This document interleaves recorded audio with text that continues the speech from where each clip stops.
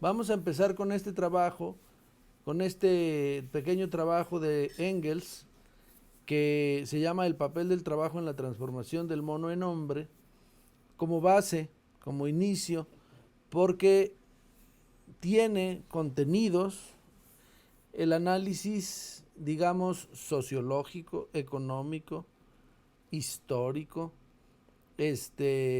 interesante, pero también tiene el análisis biológico, el análisis bromatológico hasta cierto punto del alimento de los hombres, el análisis de la evolución, o sea, la visión de la evolución, aspectos relacionados con la naturaleza y el hombre. O sea, es un texto, aunque muy chiquito, al mismo tiempo muy completo. Y entonces vale la pena que ustedes tengan, digamos, un panorama, digamos, de esta obra, que es con la que queremos iniciar nuestra labor. Entonces, vamos a estudiar el papel del trabajo en la transformación del mono en hombre. O sea, cómo influyó el trabajo en la transformación de un primate a lo que hoy es el hombre. Entonces, primero, en el solo título, el papel del trabajo, o sea, es decir, el actor es el trabajo, en un proceso de transformación, es decir, un proceso de desarrollo y cambio, de contradicciones y lucha, como dice la filosofía, para llegar como resultado de un inicio a un resultado. El inicio fue una raza de monos hasta convertirse en en el hombre. Es muy interesante y vamos a empezar. Así dice el inicio de esta obra. El trabajo es la fuente de toda riqueza, afirman los especialistas en economía política. Lo es, en efecto, a la par que la naturaleza proveedora de los materiales que él convierte en riqueza. Entonces, dice William Petty, el trabajo es el padre de la riqueza y la naturaleza es la madre. Eso lo dice William Petty. De ahí lo saca justamente Engels para hacer su análisis en relación a la importancia del trabajo. Ahora, piénsenla ustedes. Efectivamente, sin trabajo no hay nada. Entonces, véanlo así. William Petty nació en 1623 y murió en 1687, pero son de los padres de la economía clásica. Y justamente William Petty fue de los iniciadores del planteamiento de que la riqueza estaba producida gracias al trabajo humano, que esa era la clave de la producción de la riqueza, pero en un binomio, es decir, en una combinación de dos factores que son el trabajo del hombre y la naturaleza. La naturaleza por sí sola provee, pero si no tienes transformación o trabajo, las cosas no son en todo caso, todas, de utilidad para el propio hombre sin su trabajo. Bueno, pero dice, pero el trabajo es muchísimo más que eso. Es la condición básica y fundamental de toda la vida humana. Y lo es en tal grado que, hasta cierto punto, debemos decir que el trabajo ha creado al propio hombre. Piensen en todo lo que tienen alrededor de ustedes en este momento. Si se dan cuenta, todo lo que tienen alrededor de ustedes, todo, sin excepción, ¿qué cosa es? Está hecho con trabajo. La cama, la mesa, la pluma, el celular, los lentes, la ropa, lotería. O sea, todo está hecho con trabajo humano. Es, por eso dice, la condición básica, lo que le da sustento a la vida y fundamental, lo que fundamenta a la vida humana. Pero no solamente es la base, la condición básica y fundamental de la vida, sino que también formó al hombre. Entonces, fíjense cómo ahora estamos usando ahora un principio lógico. Estamos planteando lo que se conoce como una premisa.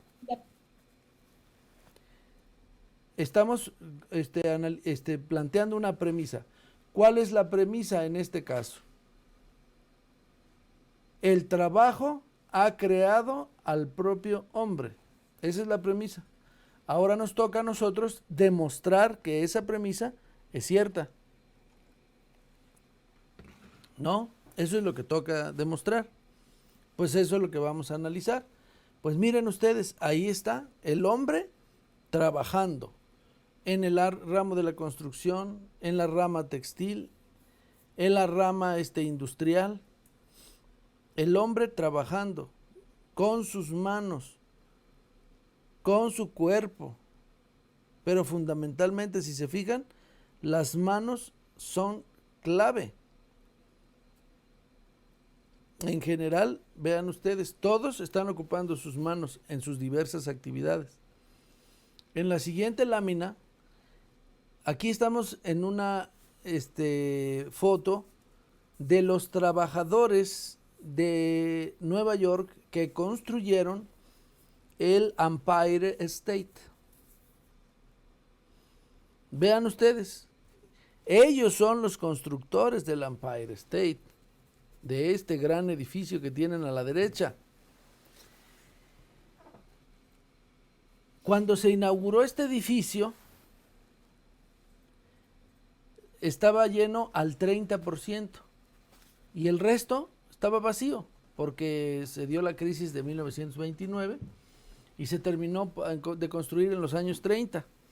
Pero yo les pregunto a ustedes, estos trabajadores que hicieron este edificio, ¿ustedes creen que disfrutan de este edificio? Y la respuesta es muy clara, no. ¿Quién de estos trabajadores tiene una oficina aquí? Pues nadie.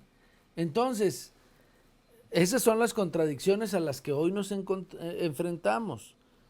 Que los que producen la riqueza no disfrutan de la riqueza que producen. Y los que no producen la riqueza disfrutan de la riqueza que producen otros.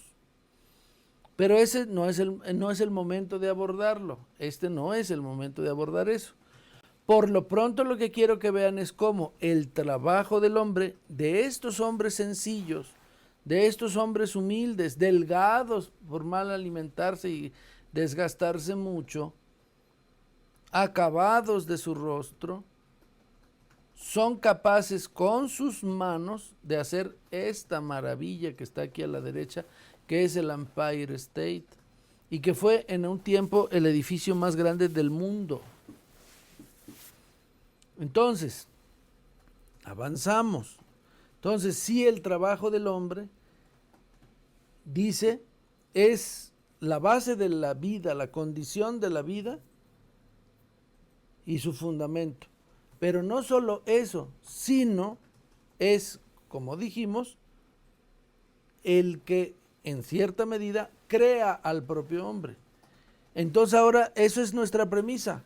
Nosotros tenemos que demostrar que gracias al trabajo el mono se transformó para convertirse en hombre.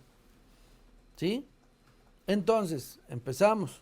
Vamos a demostrarlo. Viene Engels y nos dice: hace muchos centenares de miles de años, en una época aún no establecida definitivamente, de aquel periodo desde el desarrollo de la Tierra que los geólogos denominan terciario, probablemente a fines de este periodo, vivía en algún lugar de la zona tropical, quizás en un extenso continente hoy desaparecido en las profundidades del Océano Índico, una raza de monos antropomorfos extraordinariamente desarrollada.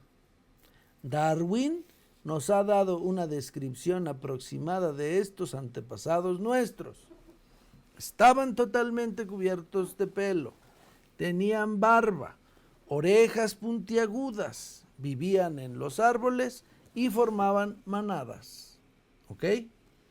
Entonces aquí hay varios elementos que hay que tomar en consideración. ¿Sí? Y que los vamos a ver en este momento. Era cenozoica o cenozoico, o también antiguamente se le conocía como terciaria, una división de la escala temporal geológica. Es la era geológica que se inició hace unos 66 millones de años y que se extiende hasta la actualidad. Esa es la era terciaria o cenozoica o cenozoico. Entonces dice Engels, hace muchos centenares de miles de años, en una época aún no establecida definitivamente de aquel periodo de desarrollo de la Tierra que los geólogos denominan terciario o cenozoico, en una zona tropical de un continente quizás desaparecido en las profundidades del Océano Índico. ¿Cuál es el Océano Índico? Este que está aquí. Es el que está en medio de África, Euroasia y Australia. Ese es el Océano Índico. Posiblemente ahí, aunque algunos investigadores señalan que se dice que el origen del hombre se encuentra, sí, en zonas tropicales, posiblemente ahí donde dice Engels, pero está demostrado que en alguna zona tropical de África, más o menos África Central, y de China, por el famosísimo hombre de Pekín, es en condiciones similares donde estas razas de monos antropomorfos surgieron. Y ahora, avanzo, dice, una raza de monos antropomorfos se desarrolló. Ahora, ¿qué quiere decir antropomorfo? ¿Qué quiere decir la palabra antropomorfo? Entonces, hay algunos que se pueden confundir creyendo que viene de antro, pero un antro, pues así pues un lugar del vicio, de la fiesta, pero no. La palabra viene de antropos, antropo, y morfos, donde antropos significa hombre y morfos significa forma. ¿Sí?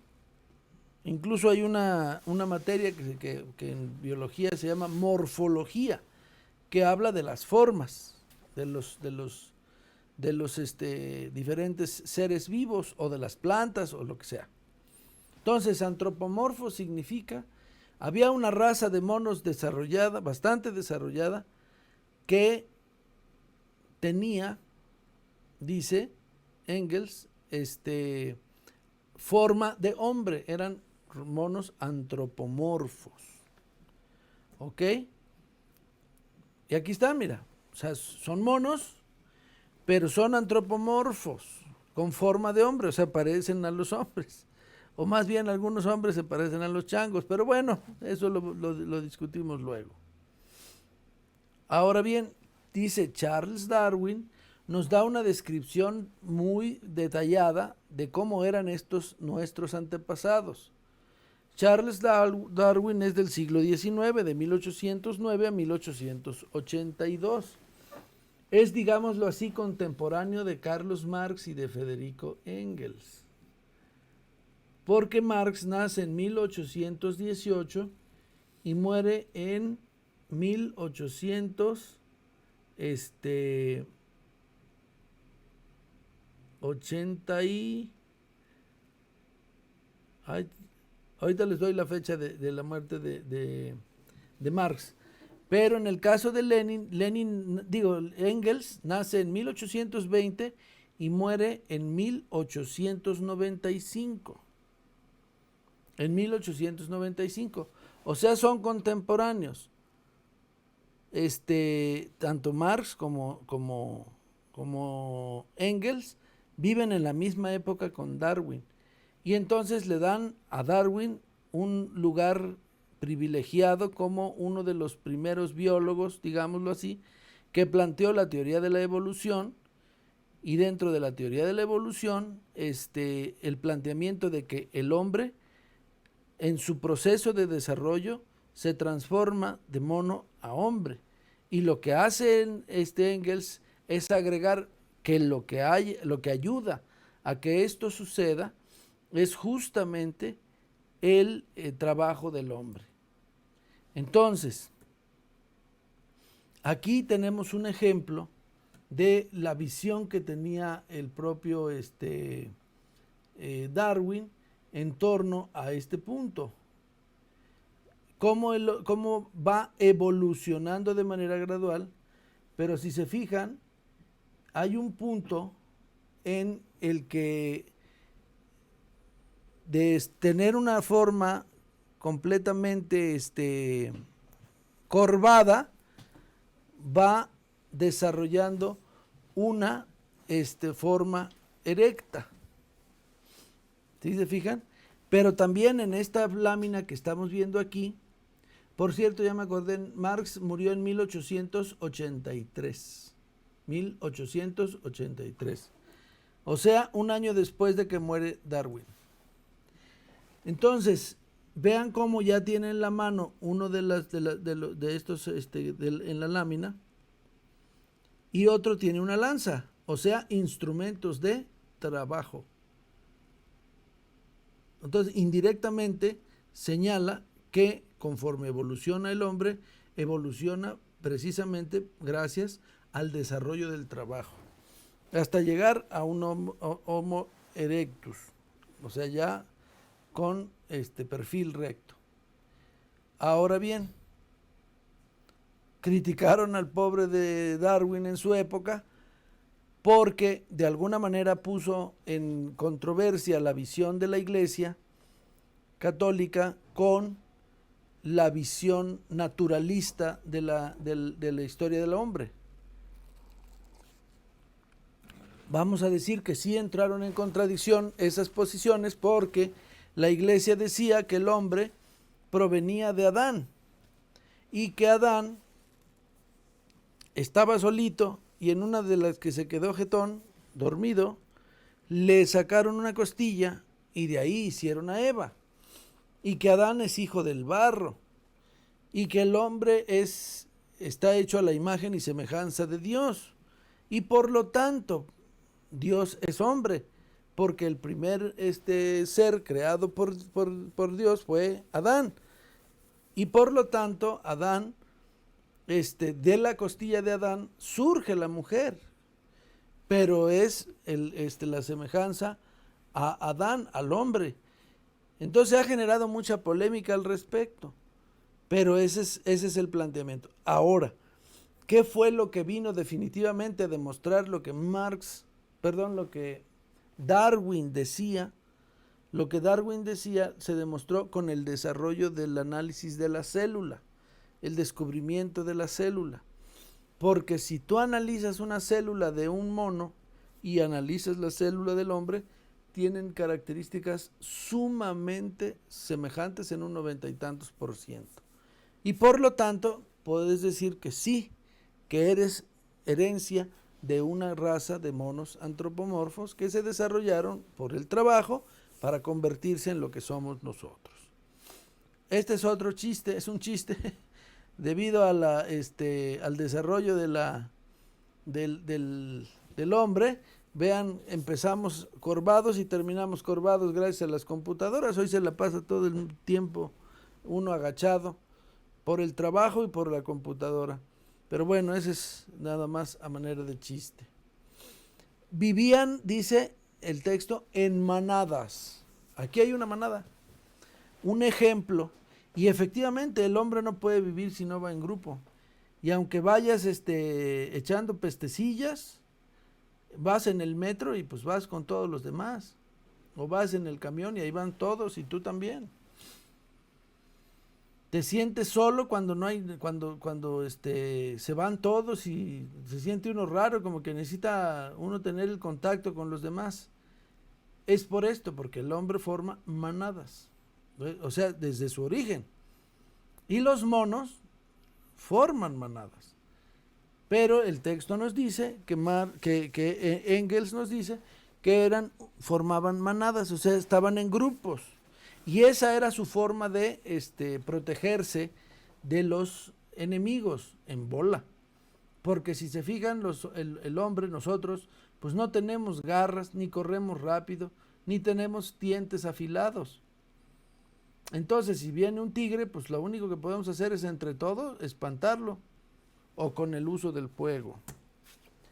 Ok, ahora, pregunta, ¿por qué los changos o los chimpancés o los monos ya no se convierten en hombres? Hay gente que se espanta y dice, ¿y ahora qué hago? Ya se me cayó el chiste, se me vino abajo el chiste porque yo iba muy bien hasta que me hicieron esta pregunta. Dicen, o sea, y esta es una pugna con los naturalistas por parte de ciertos sectores de aquella época de la iglesia, en la época de Darwin, que le preguntaban, a ver, ¿y por qué los monos no se siguen convirtiendo en hombres? Y la respuesta es muy sencilla, porque los que tenían esa capacidad de convertirse en hombres ya se convirtieron, y somos nosotros, evolucionaron, desaparecieron porque aparecimos nosotros. Y los otros changuitos, los chimpancés, los gorilas, tendrán muchas características parecidas al hombre, pero no tienen la capacidad de evolucionar a hombres, vamos a decirlo así. Y eso es lo que hay que tener presente. Entonces, por eso luego algunos se espantan, ya no saben qué contestar. La respuesta es muy sencilla. Es que los monos que tenían que convertirse en monos ya se convirtieron. Ya están convertidos. Ya dejaron de ser monos para ser hombres. Y más bien desde aquí alcanzo a ver a alguno que otro. No es cierto.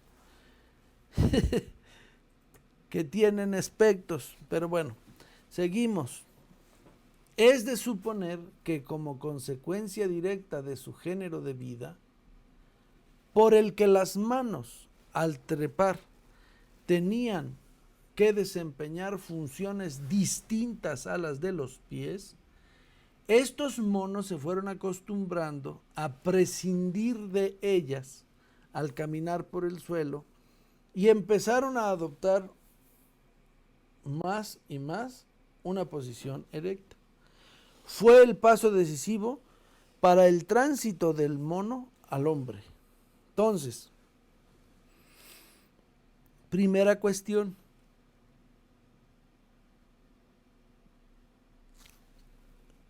Por su género de vida, a la hora de trepar, las manos desempeñaban funciones distintas a las de los pies. Y estos monos se fueron acostumbrando a prescindir de ellas. ¿Prescindir de quiénes? ¿Y qué quiere decir prescindir? No depender de las manos.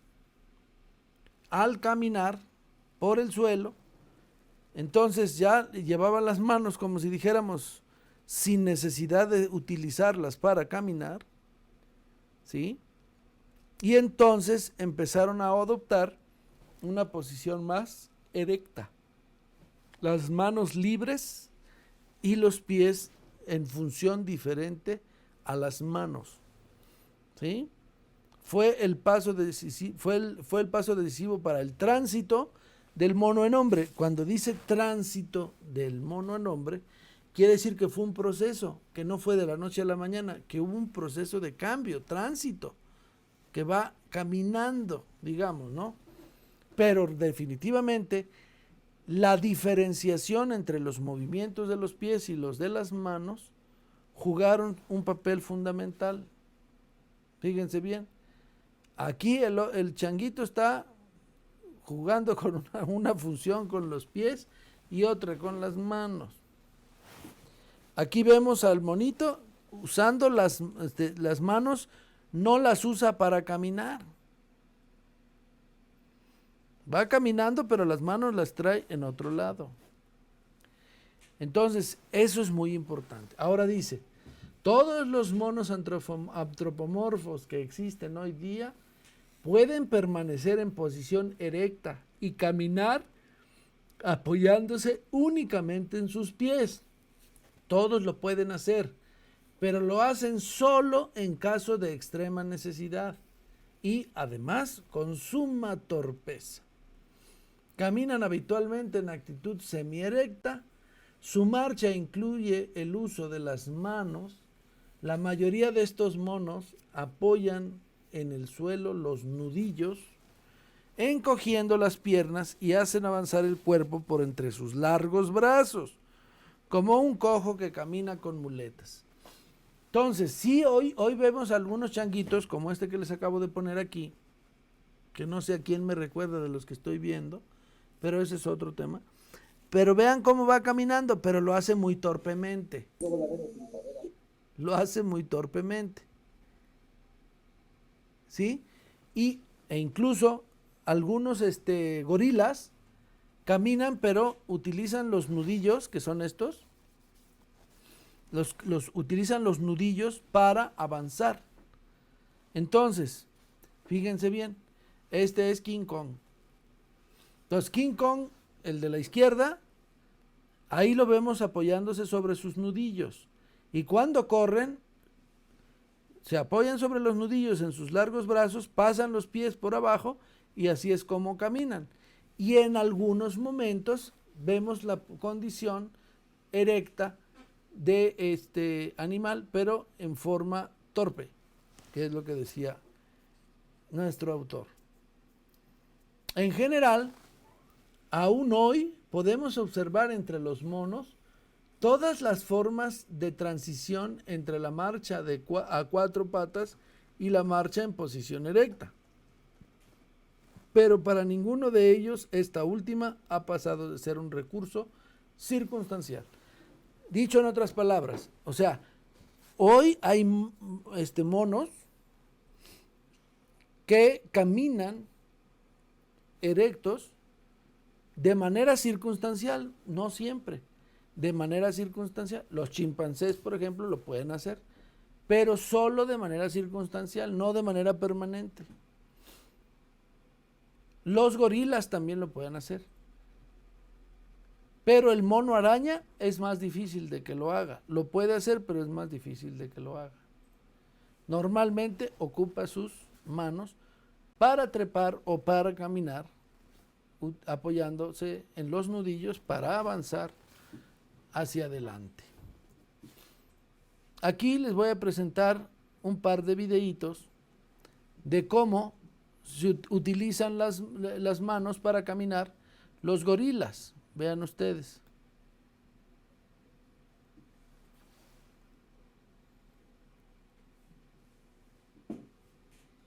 Ahí le echa pleito al otro. Y ¿qué me ves? Se levantó tantito, pero siguió utilizando sus nudillos. Y ahora vamos a ver este otro en el zoológico de Filadelfia. Vean ustedes.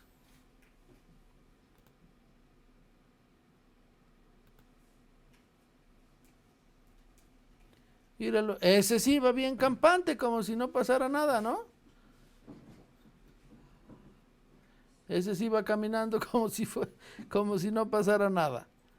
Bueno, y puesto que la posición erecta había de ser para nuestros peludos antepasados, primero una norma y luego una necesidad, de aquí se desprende que por aquel entonces las manos tenían que ejecutar funciones cada vez más variadas.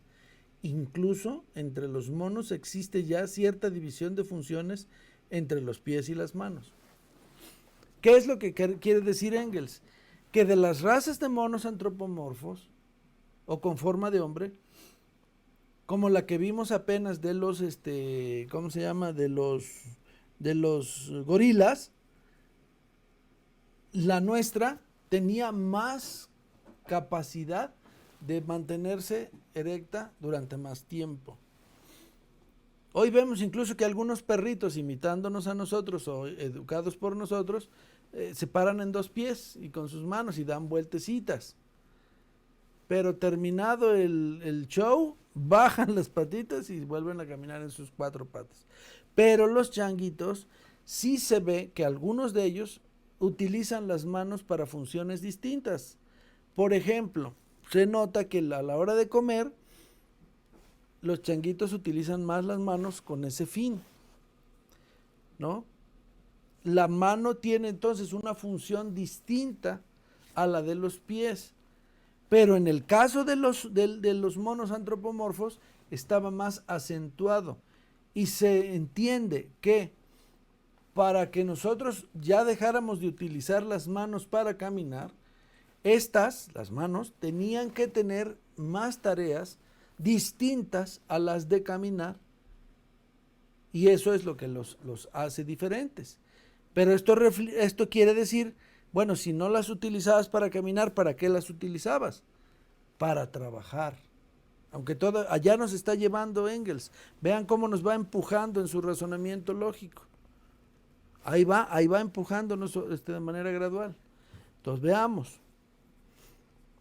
Dice, fíjense bien, la posición erecta había de ser para nuestros peludos antepasados primero una norma y luego una necesidad. ¿Qué diferencia hay entre norma y necesidad? Fíjense bien, norma y necesidad. La norma es un modo establecido de hacer algo. El pararse, ¿sí? Es una forma establecida de caminar con dos pies, ¿sí? Pero eso no se vuelve una necesidad sino después de un periodo largo. O sea, la norma ya era normal, o sea, todo mundo empezaba a andar, digámoslo así, con sus pies sin usar las manos. Esa era la norma. Pero llega un momento en el que se convierte en una necesidad. Es decir, algo que ocurre, dice, lo necesario en filosofía se define como lo que es y no puede no ser, o bien lo que no puede no ser, o dicho en otras palabras, lo que ocurre aunque el individuo no lo quiera. Se vuelve una necesidad, es decir, ya no solo es una norma, ya no solo todos caminan en dos pies, sino que ahora lo hacen porque es fuerza hacerlo, aunque tú no quieras. ¿Se entiende? Entonces, de ser una norma, algo que frecuentemente sucedía, pasó a ser necesario, es decir, ya no podían dejar de hacerlo. Esa es la clave. Entonces, vean ustedes para qué las manos se utilizan para fines distintos. En este caso, el changuito, pues sacándonos la lengua. Bueno, seguimos. Como hemos señalado más arriba, durante la trepa, las manos son utilizadas de manera distinta que los pies. Las manos sirven fundamentalmente para recoger y sostener los alimentos, como lo hacen algunos mamíferos inferiores con sus patas delanteras, ¿sí? O sea, las manos sirven a la hora de trepar para usar funciones distintas, ¿sí?, a las de los pies. Sirven para, por ejemplo, agarrar un palo, sirven para, por ejemplo, agarrar los alimentos. Aquí tenemos un ejemplo. Estos changuitos utilizan las manos, los pies para recargarse y sentarse, y las manos para retener el alimento y comer. Funciones distintas. Y en el caso de algunos animales inferiores utilizan las manitas para comer, como es el caso de esta ardillita que estamos viendo. ¿Sí?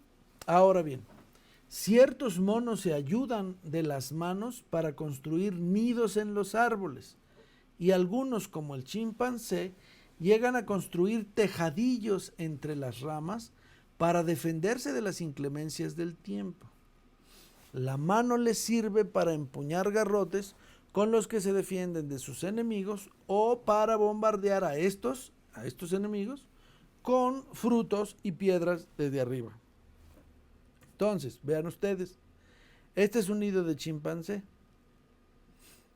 Entonces, hasta allá subió las cosas, las acomodó para estar caliente y en cierta forma cubrirse de las inclemencias del tiempo. Aquí vemos a un changuito peleándose con una culebra, con un palito. Entonces sí, las manos utilizándolas para defenderse de sus enemigos o para lanzarles frutos o piedras. Avanzamos. Cuando se encuentran en la cautividad, realizan con las manos varias operaciones sencillas que copian de los hombres. Pero aquí es precisamente donde se ve cuán grande es la distancia que separa la mano primitiva de los monos, incluso la de los antropoides superiores, de la mano del hombre, perfeccionada por el trabajo durante centenares de miles de años. La mano del hombre ha sufrido una transformación gradual hasta ser lo que es hoy, gracias al trabajo. Y entonces vamos a ver. Primero, aquí vamos a ver este video de este gorila que imita a los que lo ven en el zoológico y llevan su teléfono celular. Fíjense.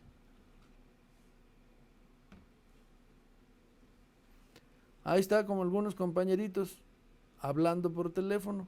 Mírenlo. Pues, ¿qué tal? ¿Qué hubo? Bueno. Imitando al hombre, como si estuviera hablando, pero igualito, hace cuenta que estoy viendo a algunos compañeros.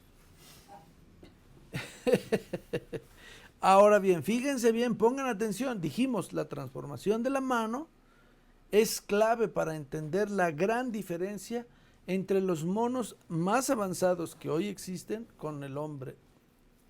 El número y la disposición general de los huesos y de los músculos son los mismos en el mono y en el hombre, pero la mano del salvaje más primitivo es capaz de ejecutar centenares de operaciones que no pueden ser realizadas por la mano de ningún mono. ¿Sí? Ni una sola mano simiesca ha construido jamás un cuchillo de piedra, por tosco que fuese. O sea, cuando dice, pero la mano del salvaje más primitivo, hombre, es capaz de ejecutar centenares de operaciones que no pueden ser realizadas por la mano de ningún mono. Veamos, ahí está la mano del babún, del orangután, del chimpancé y del hombre. ¿Se parecen? Sí se parecen, pero no son iguales. Se parecen, sí, pero no son iguales. Fíjense ustedes, este dedo es la clave. Vean ustedes la diferencia de las otras manos. Vean cómo esta mano tiene esta abertura que no tienen los demás.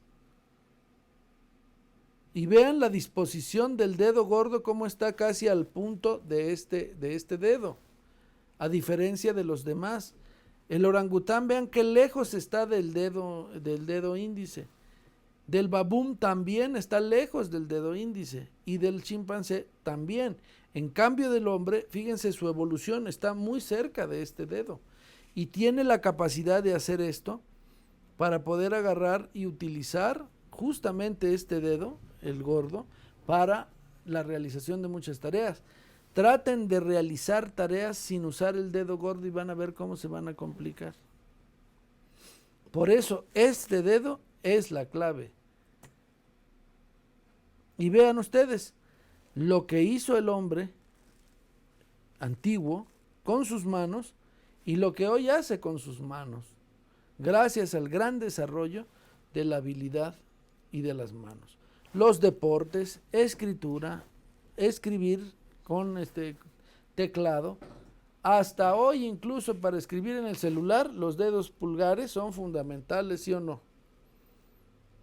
Aunque algunos ya nada más agarran y le dictan al aparatito, pero es lo mismo. Ok, avanzamos.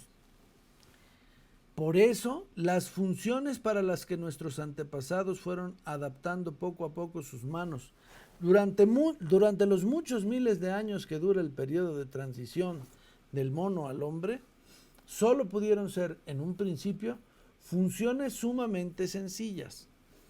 Los salvajes más primitivos, incluso aquellos en los que puede presumirse el retorno a un estado más próximo a la animalidad, con una degeneración física simultánea, son muy superiores a aquellos seres del periodo de transición. O sea, aquí lo único que nos está diciendo Engels es que el proceso para la transformación de la mano y de sus actividades, sus cambios graduales, para ello tuvieron que pasar muchos miles de años. O sea, no fue un periodo rápido y fácil, sino que hubo que pasar un montón de pasos. Pero aún así, los seres primitivos, ya en proceso de evolución, son mucho más desarrollados que los que quedaron en proceso involutivo. Aun y cuando estos salvajes antepasados nuestros sean cercanos a lo salvaje, o sea, la raza de monos antropomorfos que nosotros somos, de la que provenimos, era tan desarrollada que era muy superior a las razas ya existentes. Y ahí está la diferencia entre la mano del hombre y la mano del orangután. ¿Se fijan? Vean la diferencia. Entonces, muy superior la mano del hombre a la mano del orangután, por muy desarrollada que esté la mano del orangután. A ver, trata de escribir con las pezuñas. O sea, otra ventaja es que pocos animales tienen esta característica de la mano humana. Los gallos tienen 3 patitas y un espolón, etcétera, etcétera. Antes de que el primer trozo de sílex se hubiese convertido en cuchillo por la mano del hombre, debió haber pasado un periodo de tiempo tan largo que, en comparación con él, el periodo histórico conocido por nosotros resulta insignificante. Si tomamos en cuenta desde que nació Cristo a la fecha, que son 2021 años, el periodo que tuvo que pasar para que la mano de nuestro amigo mono antropomorfo pudiera hacer un cuchillo con su mano, para ello debieron de pasar miles de años. Y por lo tanto, nuestro periodo de vida de 2021 años es nada en comparación con lo que tuvo que pasar para que se hiciera el primer trozo de sílex, se convirtiera en cuchillo. O sea, lo que quiere decir Engels es que sí tuvo que pasar mucho tiempo, que no fue tan fácil, que fue un proceso complejo, pero que sí pasó, pero muy lentamente, pero pasó. Y aquí están los diferentes cuchillitos que el hombre ha encontrado: arpones, daga pedernal, punzones, en las diferentes épocas, desde las más sencillas hasta las más desarrolladas. Pero ahí están, cómo la mano del hombre logró hacer todo esto. Cuando se acabe la pandemia y podamos ir al Museo de Antropología, como ya hemos ido con algunos grupos de activistas, van a ver justamente estos objetos de frente, de viva voz, digamos, casi, o sea, de aquí en cortito, lo que ha hecho el hombre con su mano. Hay quienes calculan que pasaron más de 50,000 años. De ese tamaño, el tiempo que tuvo que pasar para que surgiera, como si dijéramos, el primer cuchillito de sílex. Avanzamos. Pero se había dado ya el paso decisivo. La mano era libre y podía adquirir ahora cada vez más destreza y habilidad. Y esta mayor flexibilidad adquirida se transmitía por herencia y se acrecía de generación en generación. O sea, el desarrollo de la mano y estas características se fueron heredando. Hoy se sabe que el cerebro del hombre es más grande. Si tú ves un hijo recién nacido de hace 5,000 años a un hijo recién nacido de hoy, su cabeza es más grande, porque hoy el cerebro tiene tareas más desarrolladas y por lo tanto el espacio donde sostener al cerebro fue creciendo y eso se hereda. Lo mismo la mano, se fue heredando y desarrollándose de mejor manera. Hoy, por ejemplo, vemos, esta es una obra del gran pintor Johannes Vermeer, que se encuentra en el Museo del Louvre, y vean ahora las tareas que realiza la mano, tareas tan delicadas como, si hacemos un acercamiento a las manos de la jovencita, vean cómo está atenta a la tarea que le toca realizar de un bordado fino. Miren ustedes, vean, ahí se ve hasta dónde ha logrado desarrollarse la mano, que ahora con esa capacidad tan fina de poder bordar, se requiere de dedos muy desarrollados y una habilidad para poder hacer justamente eso que está haciendo ella. Avanzamos. Vemos pues que la mano no es solo el órgano del trabajo, es también producto de él.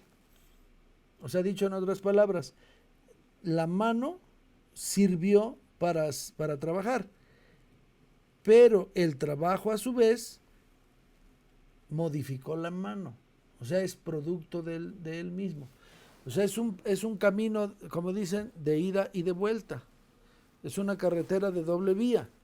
La mano sirve para el trabajo, pero mientras trabaja se mejora. Es producto del trabajo.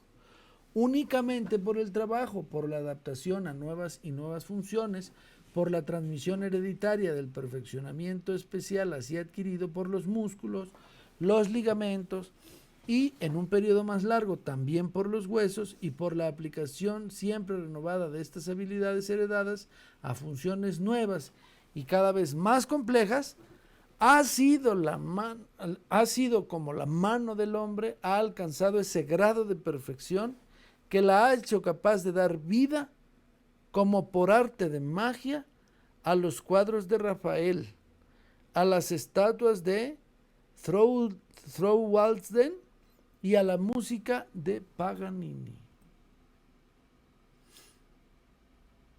Vemos pues que la mano no es solo el órgano del trabajo, sino producto de él.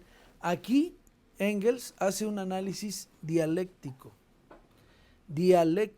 ¿Por qué? Porque al mismo tiempo que la mano sirve para trabajar desprendida ya de su tarea de andar y entonces tener una función distinta a la de andar, empieza a trabajar y al mismo tiempo que trabaja se va perfeccionando y es producto del trabajo. O sea que mientras trabaja también se desarrolla hasta llegar al grado de perfección que hoy tenemos. Ese es el análisis dialéctico. Es decir, la mano y su desarrollo es causa y consecuencia al mismo tiempo de su desarrollo. El trabajo es causa y consecuencia del desarrollo de la mano. Interesante, pero ese es el análisis dialéctico. Ahora, ¿qué decía Engels? ¿Hasta dónde ha llegado la perfección de la mano que, como por arte de magia, ha dado vida a los cuadros de Rafael? Y aquí les presento un cuadro de Rafael Di Sanzio. Rafael Di Sanzio, que se llama La Escuela de Atenas. Y esta Escuela de Atenas es vamos a decirlo así, es una maravilla. Entonces, la mano hizo esto, la mano del hombre. Y ahora estamos hablando de 1483 a 1520. Aquí están los diferentes filósofos que se encuentran. Zenón o Cito, o Zenón de Elea es el número 1, está a la izquierda. Epicuro, el número 2. Federico II Gonzaga.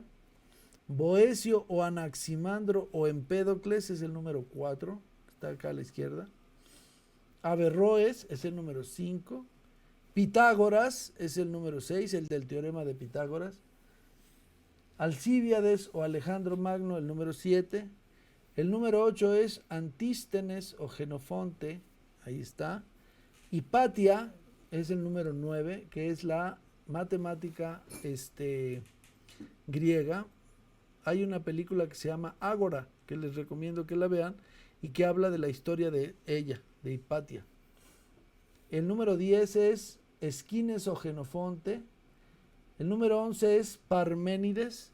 El número 12 es Sócrates. El número 13 es Heráclito, el oscuro. El número 14 es Platón. El número 15 es Aristóteles, aunque Platón está pintado como Leonardo da Vinci. Aristóteles sosteniendo su libro que se llama La Ética. El 16 es Diógenes de Sinope, cuando una vez llegó Alejandro Magno y se paró enfrente de Diógenes, le dijo, pídame usted, porque le tenía un gran aprecio al filósofo, le dijo a Alejandro Magno, pídame usted lo que usted guste, lo que usted desee, lo que me pida yo se lo he de dar. Y entonces lo que le dijo Diógenes, hazte un ladito porque me tapas el sol. Eso es lo que le pidió. Entonces, el 17 es Plotino, el 18 es Euclides o Arquímedes, junto a un grupo de estudiantes, el número 18. El número 19 es Estrabón o Zoroastro. El 20 es Claudio Ptolomeo. Y el R, ahí se ve medio asomando la cabecita a la derecha, es Rafael. Y el 21 es Protógenes, como el Sodoma. Bueno, ahí se ve.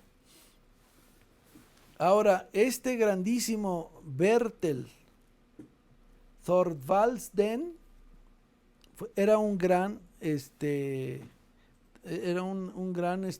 escultor danés de 1770 a 1844, que hizo obras tan bellas como esta que vemos aquí, Jasón y el Vellocino de Oro. Véanla, es una obra excelente. Mira cómo se ve, cómo el vellocino, en este caso el carnero, la piel del carnero, se ve como si estuviera ligera, si se fijan, ¿no? O sea, como si la pudieras tocar y tuviera la textura suave. O como las crines del casco también se ven así como si estuvieran suaves, o el pelo. Es una maravilla. Esta es obra de este autor. La historia de Jasón consiste en la siguiente. Pelias, hermano de Esón, padre de Jasón, hijo de Poseidón, tomó el trono de Iolcos, encerrando a su hermano en las mazmorras de la ciudad. Debido a su acción poco ilícita, recibió una advertencia de un oráculo de que un descendiente de Esbón buscaría venganza. Mientras aún estaba en la mazmorra, se casó y tuvo hijos. Jasón fue uno de ellos. Pelias creía que Jasón era de quien hablaba el oráculo, por lo que le ordenó a que emprendiera una misión imposible, la que creía y esperaba que terminara muriendo. La misión era traer de vuelta el vellocino de oro de las tierras de Cólquida. El vellocino de oro es una manta de un borrego o de un carnero, pero de oro. Pues la trajo. Y Niccolo Paganini, pues fue un gran italiano, un violinista italiano, muy, muy grande, que si ustedes ponen en YouTube Paganini o música de Paganini y la escuchan, son, vaya, movimientos muy, muy, muy rápidos que tienen que hacer con la mano del hombre, de manera excepcional para poder lograr darle notas con la velocidad que se requiere, y además la mano derecha haciendo un movimiento totalmente distinto al de la mano izquierda. La mano derecha moviendo un una caña que raspa las cuerdas y con ello en la caja del violín emite las notas. Entonces, este video se los voy a pasar a través del maestro Zacarías para que ustedes lo tengan. Hasta aquí es que vamos a llegar en esta ocasión